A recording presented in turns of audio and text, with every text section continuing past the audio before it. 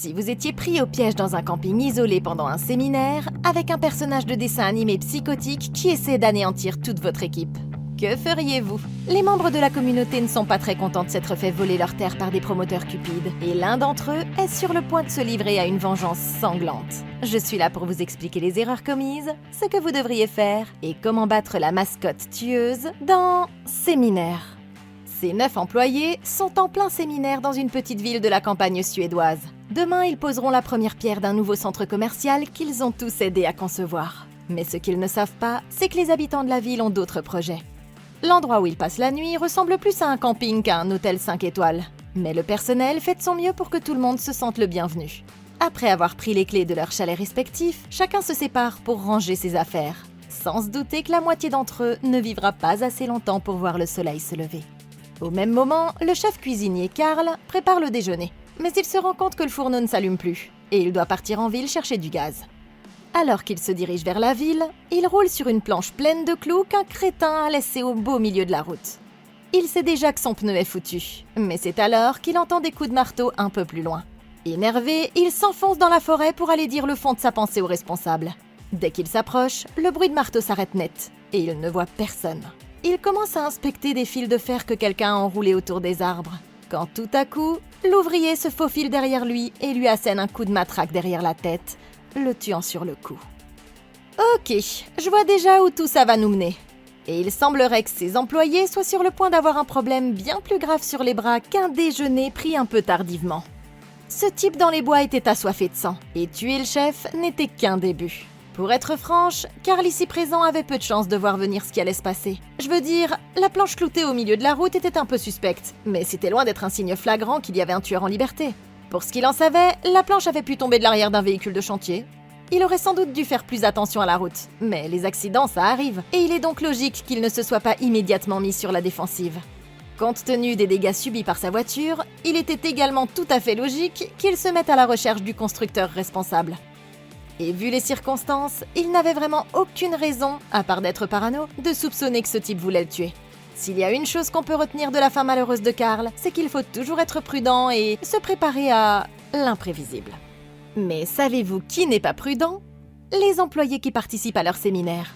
Ils auraient dû savoir que la construction d'un centre commercial dans une ville rurale ne manquerait pas d'irriter les habitants qui ne seraient peut-être pas très enthousiastes à l'idée de ce nouveau projet.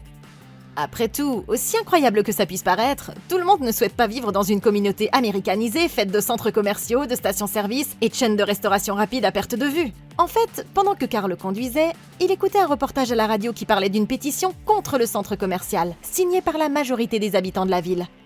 Avec une telle hostilité locale à l'égard du projet, si c'était moi à la place d'un de ses employés, je ne voudrais vraiment pas rester en ville et prolonger ma visite. Pour ne rien arranger, tout le monde savait exactement où ils étaient logés, parce qu'ils avaient choisi d'imprimer cette information en couverture du journal de la ville.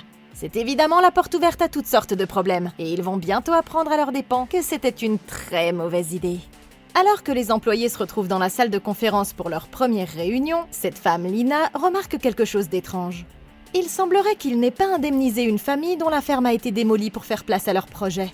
Elle est convaincue qu'elle n'aurait jamais donné son accord si c'était le cas, affirmant que quelqu'un a dû imiter sa signature. Essayant de garder le contrôle de la situation, Jonas propose à tout le monde de faire une pause et d'aller déjeuner. Mais le seul déjeuner qu'ils auront, c'est celui de la vengeance. Pendant que les employés prennent leur pause, Roger, un agent d'entretien, vole une de leurs bières et s'éclipse pour faire une pause lui aussi. Il se prélasse dans un hamac pour profiter de la vue, quand il entend une branche craquer quelque part derrière lui. Mais il fait le très mauvais choix de ne pas aller voir. Tout à coup, le tueur transperce le fond du hamac avec une machette et l'empale. Il l'enveloppe ensuite dans le hamac qu'il alourdit d'un tas de pierres et fait couler son corps dans les eaux peu profondes du bord du lac. Ok, c'est une mauvaise nouvelle pour nos fonctionnaires qui ne se doutent de rien. Il semblerait que le plus redoutable de leurs ennemis ait officiellement fait son entrée dans le camping. Jusqu'à présent, l'agriculteur meurtrier n'en est qu'à son 2e coup d'essai en ce qui concerne le fait de tuer des gens avant même qu'ils ne s'en rendent compte. Et je sais pas si c'est mieux ou pire pour nos futures victimes. Certes, Roger a peut-être entendu un bruit, mais il a fait le strict minimum et n'a même pas jeté ne serait-ce qu'un petit coup d'œil par-dessus son épaule pour voir s'il y avait un danger immédiat. Le bruit aurait tout aussi bien pu être celui d'un écureuil ou d'une autre créature inoffensive des bois, et il n'avait encore aucune raison de soupçonner que quelqu'un allait lui ouvrir le corps aussi facilement qu'une canette de bière. Quant Quant au tueur, nous n'avons toujours pas de preuves concrètes de son identité, ou de ce qu'il pourrait vouloir. Mais deux choses sont sûres. Qui que ce soit, il a l'air bien préparé et il a un plan. Il ne se contente pas de faire des victimes au hasard juste pour le plaisir. Il s'agit d'attaques soigneusement préparées et exécutées, avec des tentatives délibérées de prendre des victimes par surprise et de cacher soigneusement leur corps une fois qu'elles ont été tuées. Ce qui signifie que les employés ici présents ne verront probablement jamais le danger venir. Bien que nous n'arrivions pas encore à les identifier, les deux armes utilisées jusqu'à présent par le tueur sont des outils pour le travail manuel, ce qui indique qu'il s'agit probablement d'un habitant mécontent qui chercherait à empêcher le développement excessif de sa ville. Il veut la rendre dangereuse pour que personne ne vienne y construire quoi que ce soit. Comme ce méchant d'un épisode de Scooby-Doo. Le principal point commun entre ces deux victimes, c'est qu'elles se trouvaient seules et isolées au moment où elles ont été tuées. Ça signifie que rester avec le groupe est la meilleure chance pour ses employés de rester en vie, du moins pour l'instant. Et cela, même s'ils sont encore complètement inconscients du fait que leur vie est en danger. Ils doivent être prudents, même s'ils ne le réalisent pas encore. Mais ils ne s'attendront jamais à ce qui va se passer ensuite. Dans le bâtiment principal, Jonas se présente déguisé en Sotis, un genre de personnage de dessin animé qu'il compte présenter comme la future mascotte de la ville. Comme toujours, l'idée ne plaît à personne en dehors de ses deux sous-fifres, Angelica et Cage, et il quitte le bâtiment en claquant la porte, sans se douter que Sotis ici est sur le point de commettre un vrai carnage. Maintenant, il est temps de commencer les activités de leur team building. Cléo, cette employée de l'hôtel, rassemble les fonctionnaires à l'extérieur. Et elle commence d'abord par leur prendre leur téléphone pour qu'ils ne soient pas distraits, avant de leur demander de retourner dans leur chalet pour se changer et de mettre des vêtements de sport en vue de la prochaine activité. Une fois que tout le monde est bien équipé, Cléo les conduit au bord du lac pour leur première épreuve. Les employés sont divisés en deux équipes, et ils doivent rapidement construire un radeau de fortune à partir d'objets de seconde main. Bien que Jonas ne fasse pas grand-chose lui-même, son équipe remporte la victoire. Pendant ce temps, le tueur parvient enfin à pénétrer dans le camp. Il s'empare de la boîte qui contient les téléphones de tout le monde et enfile le masque de Sotis pour se donner un peu plus de style. Et maintenant, le véritable carnage peut commencer. Au bout d'un moment, Jenny, la propriétaire de l'hôtel, se rend compte que tous ses employés ont disparu. Confuse, elle part à leur recherche dans tout le bâtiment. Mais quand elle descend au sous-sol, elle s'aperçoit que la porte arrière est ouverte et que quelqu'un a complètement détruit le routeur du Wi-Fi. À ce moment-là, Sotis sort des toilettes. Jenny court se réfugier dans la cuisine et rapidement, elle lance un grand couteau directement dans le masque de Sotis. Elle se bat avec acharnement, frappe le tueur avec tout ce qu'elle trouve et essaie désespérément de s'échapper. Mais rien n'y fait. Au moment où elle se retourne pour s'enfuir, Sotis lui envoie une poêle à frire directement à l'arrière de la tête. Une fois la femme à terre, il s'accroupit au-dessus de son corps et l'achève en lui assénant plusieurs coups de poing à la tête. Ok. Il semblerait que ce village de vacances soit officiellement placé sous une nouvelle administration. Les deux premières victimes de Sotis n'ont pas eu beaucoup de signaux d'alerte. Mais Jenny, ici, était probablement la première qui aurait connu un sort différent si seulement elle avait été un peu plus sur ses gardes. Mettons-nous un instant à sa place. Imaginez ceci. Vous gérez un camping isolé au milieu de la forêt et un groupe controversé de promoteurs immobiliers vient y passer la nuit. Cette journée semblait normale, comme toutes les autres d'ailleurs. Jusqu'à ce qu'en fin d'après-midi, vous vous rendiez compte qu'aucun de vos employés n'était plus à son poste.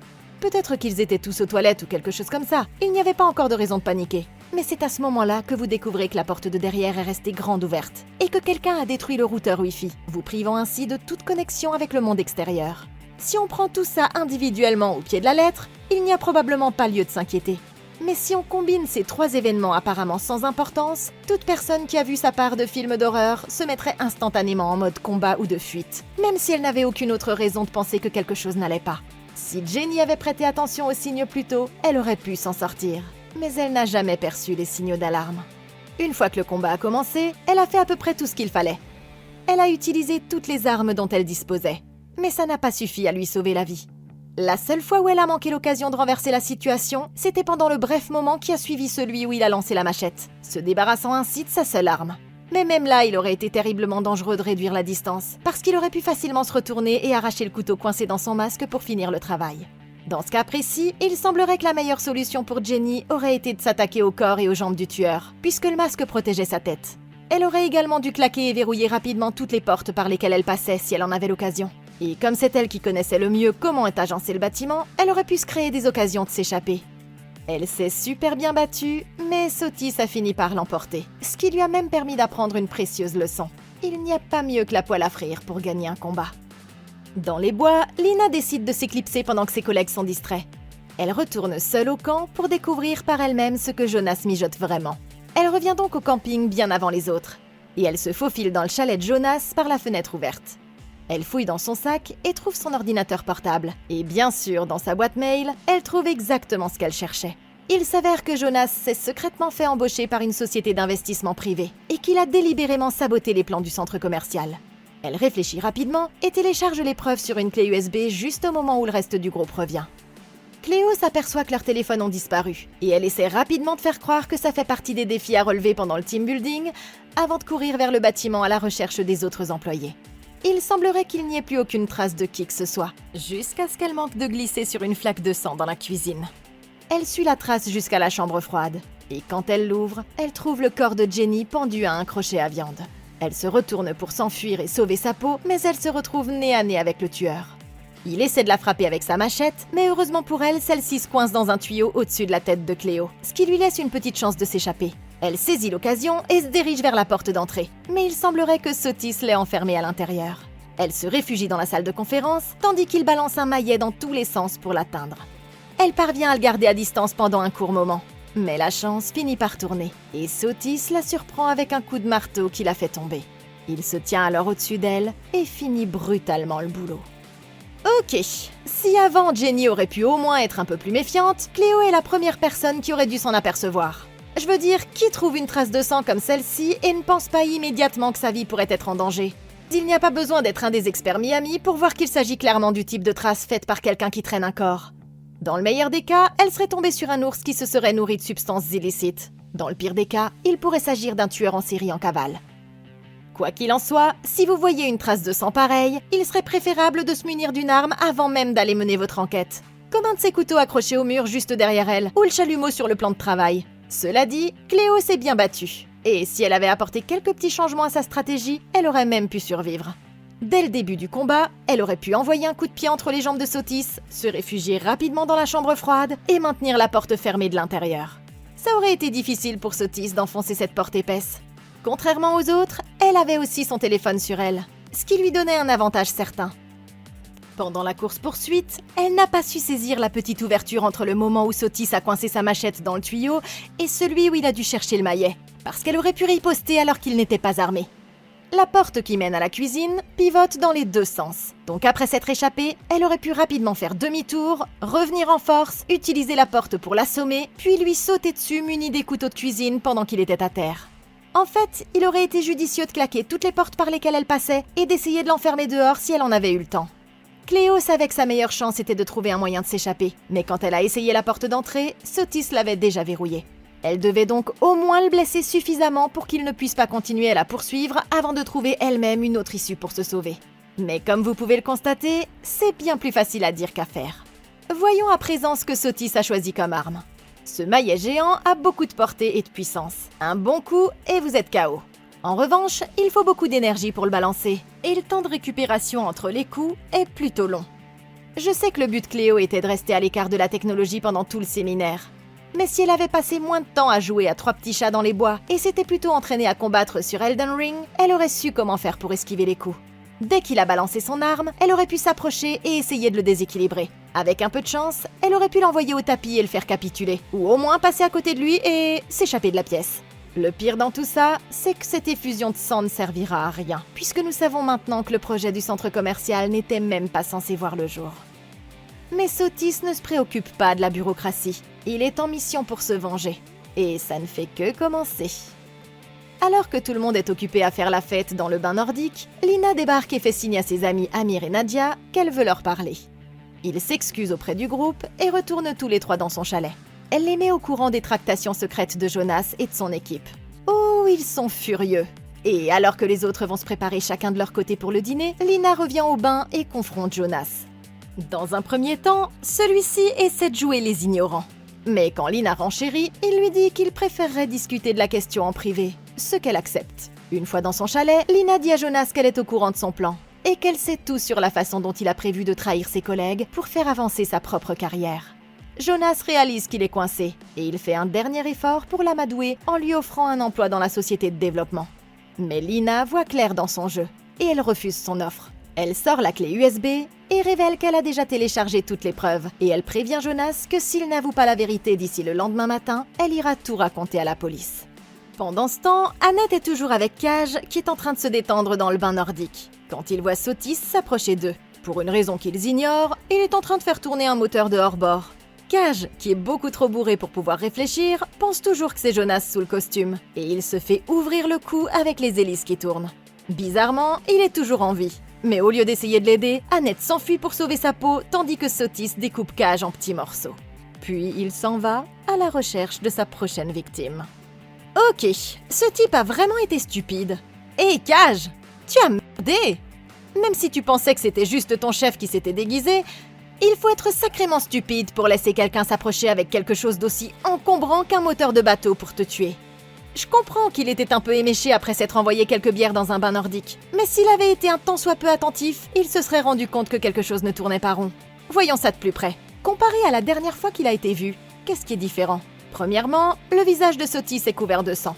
Deuxièmement, son costume a complètement changé. Il est passé de fermier de dessin animé à véritable meurtrier à la hache.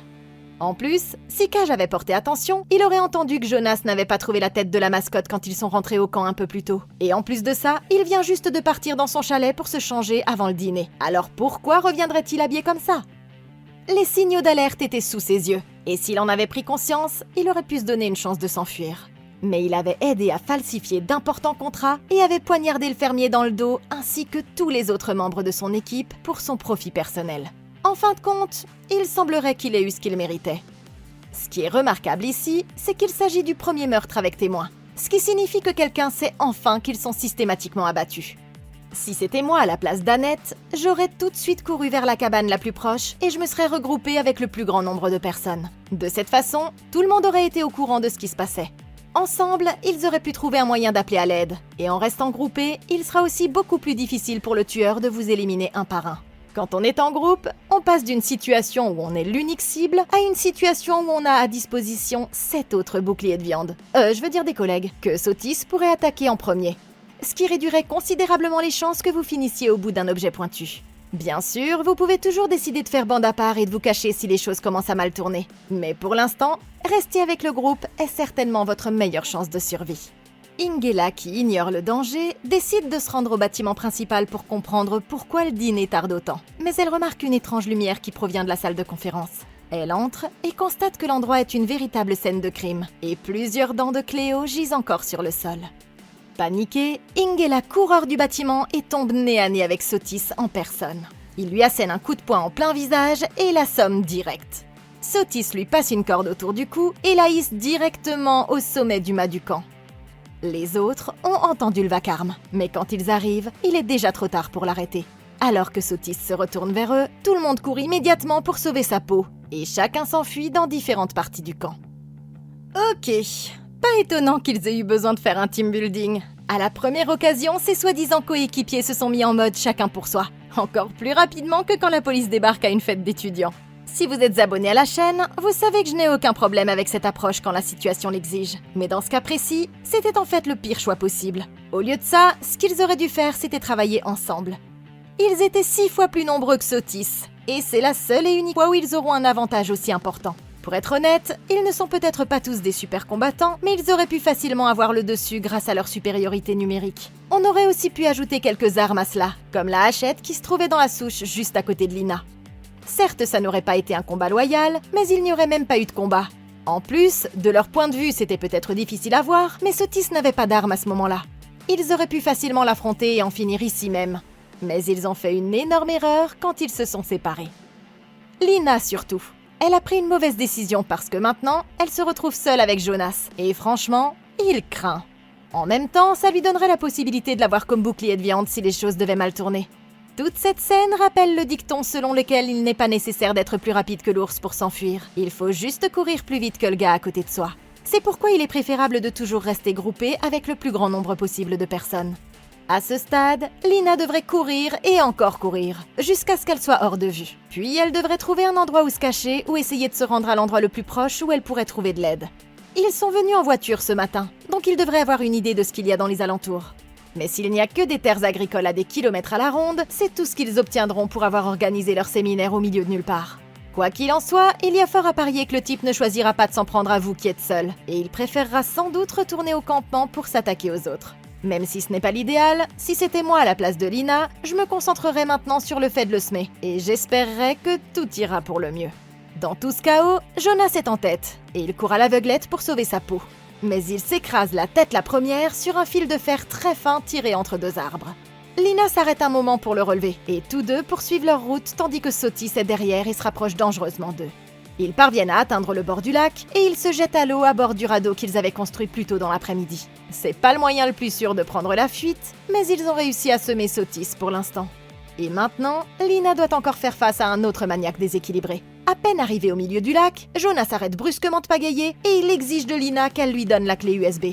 Elle n'ose pas y croire, et comme elle n'a pas d'autre choix, elle lui remet la clé à contre-cœur. Jonas se penche alors vers elle et la fait passer par-dessus bord. Lina est obligée de nager jusqu'au rivage. Terrifiée et transit froid, elle prend la direction du camp, quand une hachette vole au-dessus d'elle dans l'obscurité. C'est Sotis.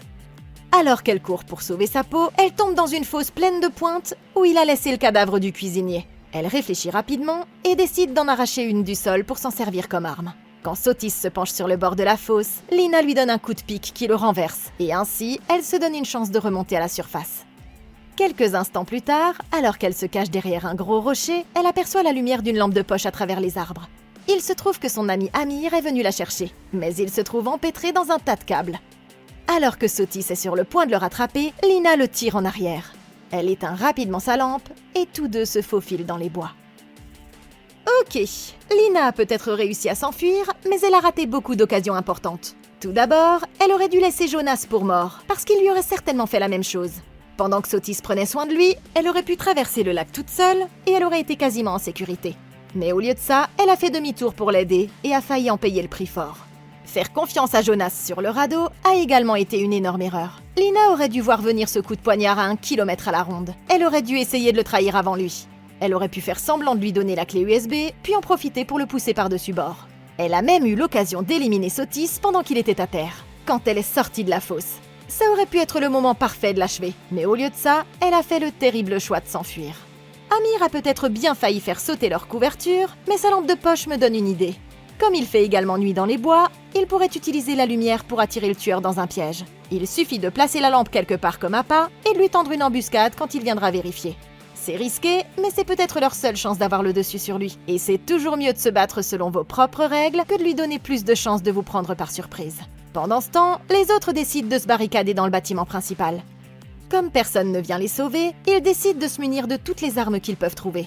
Une fois qu'ils sont tous prêts à se battre, ce vieux gars Torbjörn leur dit qu'ils doivent trouver un plan. Nadia veut se rendre à la cabane de Jonas pour récupérer les clés de leur camionnette, mais les deux autres refusent de quitter la sécurité de la maison, ce qui oblige Nadia à y aller seule. Heureusement, elle parvient sans encombre au chalet de Jonas. Elle arrive même à trouver les clés de la camionnette. Mais juste à ce moment-là, Sotis enfonce la fenêtre et attrape la jeune femme par les cheveux. Nadia saisit une grande paire de ciseaux et se coupe les cheveux pour se libérer. Mais la victoire est de courte durée. L'instant d'après, le tueur défonce la porte d'entrée, mais il éteint accidentellement les lumières quand il avance pour frapper. Pendant un moment, Nadia et le tueur s'affrontent dans l'obscurité la plus totale. Tout à coup, le combat s'arrête et Nadia arrive à s'en sortir, mais Sotis la poursuit hors du chalet. Nadia retourne en courant jusqu'au bâtiment principal avec les clés de la camionnette. Malheureusement, Sotis a déjà une longueur d'avance sur elle. Alors qu'il regarde par la fenêtre, il met rapidement le feu au réservoir d'essence de la camionnette. Le véhicule explose sous leurs yeux, et leur seul moyen de s'échapper s'envole en fumée. C'est alors qu'ils entendent quelqu'un frapper à la porte de derrière. Terrifiés, tous les trois vont vérifier, prêts à se battre pour leur vie. Mais il s'avère que ce ne sont qu'Amir et Lina, tandis que le tueur se retire dans les bois pour soigner ses blessures. Annette sort enfin de sa cachette et elle tombe sur Jonas. Horrifiés, ils se réfugient tous les deux dans son chalet, et elle lui fait quelques points de suture provisoires à la tête pour colmater sa blessure. Annette émet l'hypothèse que le tueur pourrait être un ancien collègue mécontent. Elle lui avoue qu'elle est restée amie avec ce dernier et qu'elle lui a indiqué l'endroit où se tiendrait leur séminaire. Furieux, Jonas en a assez entendu, et il décide qu'il doit se tirer de là le plus vite possible. À l'extérieur, il trouve une mobilette cachée à proximité, et il l'enfourche juste au moment où Sotis revient pour un nouveau round. Jonas tente de s'éloigner à toute vitesse, mais Annette s'accroche à la moto et il la traîne sur plusieurs mètres sur le chemin de terre jusqu'à ce qu'il parvienne enfin à s'en débarrasser. Et il la laisse pour morte, tandis que lui disparaît dans les bois. Alors qu'Annette se relève du sol, elle se retourne et voit Sotis qui se rapproche déjà d'elle. Elle pense que c'est son ami et elle essaie de le raisonner. Mais quand elle lui arrache son masque, elle réalise qu'elle ne le connaît pas du tout. Et sans dire un mot, il lui enfonce une faucille dans le crâne. Un peu plus loin, Jonas roule si vite qu'il ne remarque pas une autre planche cloutée. Il la percute à pleine vitesse et fait éclater ses pneus, ce qui l'envoie voler par-dessus le pont dans le ruisseau glacé en contrebas. Dans le bâtiment principal, les survivants commencent à discuter de la marche à suivre. Pendant qu'ils réfléchissent, Amir remarque un journal maculé de sang sur le sol et il réalise enfin que le tueur ne peut être que le fils du fermier dont ils ont volé les terres pour leur projet de centre commercial. C'est alors que Lina se souvient que la tyrolienne du camping peut leur permettre de traverser le lac pour se mettre à l'abri. Convaincus que c'est leur meilleure chance de s'échapper, les autres se munissent de toutes les armes qu'ils peuvent trouver et en groupe, ils se dirigent vers le sommet de la colline. Munis de lampes de poche, ils marchent en essayant de faire le moins de bruit possible, quand tout à coup, ils voient Sotis se précipiter vers eux dans l'obscurité. Au lieu de se serrer les coudes, tout le monde panique immédiatement et chacun se met à courir pour sauver sa peau. Mais ils ne vont pas bien loin, parce que Nadja se prend le pied dans un piège à ours, et les deux autres l'abandonnent froidement à son sort. Sotis se penche vers elle et s'apprête à en faire sa prochaine victime, mais Nadja saisit un bâton pointu sur le sol et le frappe directement dans l'œil. Grièvement blessé, le tueur tombe à la renverse directement dans une falaise, et Nadja parvient à se dégager. De leur côté, Lina et Amir arrivent enfin à la tyrolienne, et ils s'équipent rapidement. Lina est très nerveuse, mais ils n'ont pas le choix. Et Amir la rassure en lui disant que tout ira bien. Quand ils atteignent le sommet, Amir les accroche tous les deux, et prenant leur courage à deux mains, ils sautent de la plateforme et commencent à glisser au-dessus du lac. Le plan semble fonctionner, mais à mi-chemin, Amir s'aperçoit que quelque chose ne va pas du tout. Le tueur a encore une longueur d'avance sur eux, et il a déjà piégé leur zone d'atterrissage avec une douzaine d'énormes pointes en bois. Au dernier moment, Amir les fait pivoter tous les deux, et il se sacrifie pour que Lina puisse s'échapper. Ok, ces idiots viennent de gâcher une nouvelle occasion de gagner le combat. Tout ça parce qu'ils ne savent pas comment travailler en équipe.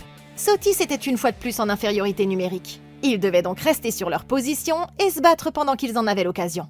Au final, Amir a fait un choix héroïque. Mais même avec lui comme bouclier, Lina aurait pu être facilement tuée elle aussi, ce qui signifie que son sacrifice n'aurait peut-être pas servi à grand-chose. Ils étaient encore au milieu du lac quand il a vu les pointes. Ce qu'il aurait dû faire, c'est tendre la main et essayer de les détacher rapidement de la tyrolienne. Ils seraient alors tombés dans l'eau sans se faire mal et ils auraient pu nager jusqu'à la rive. Par ailleurs, quand ils ont pris leur équipement de tyrolienne, pourquoi ne pas avoir pris les casques ? Ça peut sembler idiot, mais non seulement les casques leur auraient donné une protection supplémentaire lors du prochain combat, mais ils auraient aussi pu les balancer comme armes. Dans une situation comme celle-ci, vous devez tirer parti de tout ce que vous pouvez. Et être passé à côté d'une protection de tête, gratuite en plus, c'est juste une occasion ratée de vous rendre encore plus difficile à tuer. Un peu plus loin, Lina trouve le canoë du tueur et la boîte contenant leur téléphone. Par chance, son téléphone fonctionne toujours, ce qui lui permet d'entrer en contact avec la police. De retour au camp, Torbjörn et Eva se cachent à l'intérieur du bâtiment quand ils entendent quelqu'un frapper à la porte d'entrée. Torbjörn s'empare d'une arme et s'approche avec prudence pour vérifier, quand tout à coup, le tueur enfonce la porte à l'aide d'une tronçonneuse. Alors que Sotis force l'entrée, Torbjörn se prépare à se battre et il offre ainsi à Eva une chance de s'échapper. Heureusement, la tronçonneuse du tueur s'arrête faute d'essence. Mais malgré ça, le combat n'est pas équitable. Sotis balance le vieil homme à travers la salle de réfectoire. Déterminé à mourir comme un vrai gangster, Torbjörn ne fait que lui rire au nez. Mais c'est alors qu'Eva entre en scène, brandissant une faux comme une folle furieuse. Cette attaque surprise oblige Sotis à battre en retraite, et Eva s'empresse de barricader la porte pour l'empêcher de revenir. Torbjörn a l'air d'avoir combattu 12 rounds contre Mike Tyson. Mais il tient toujours bon. Et en plus, il n'est pas prêt de s'enfuir. Sotis va découvrir qu'il s'en est pris au mauvais vieillard, parce que Torbjörn veut une revanche maintenant. Ok, qui aurait cru que Torbjörn était un dur à cuire ? Il y a 20 ans, il aurait probablement pu affronter Staré en solo. Il est évident que Torbjörn représente une véritable menace face à un type qui brandit une tronçonneuse. Mais cela dit, même s'il est avide de revanche, il a déjà pris assez de coups à ce stade, et il n'a pas besoin de se lancer dans un nouveau combat. Au lieu de chercher la bagarre, Eva et lui devraient plutôt rester sur place et attendre de l'aide. D'autant que ça leur donnerait l'occasion d'organiser le champ de bataille à leur avantage, comme par exemple en utilisant des meubles pour créer des barricades. Ils ont eu la chance d'être coincés près de la cuisine, Il devrait donc avoir de quoi manger et un accès à l'eau, ce qui signifie qu'il pourrait tenir des semaines s'il le fallait. Mais ces deux vieux ne vont pas attendre d'être réduits en miettes. Ils sont sur le point de partir à la chasse à l'homme.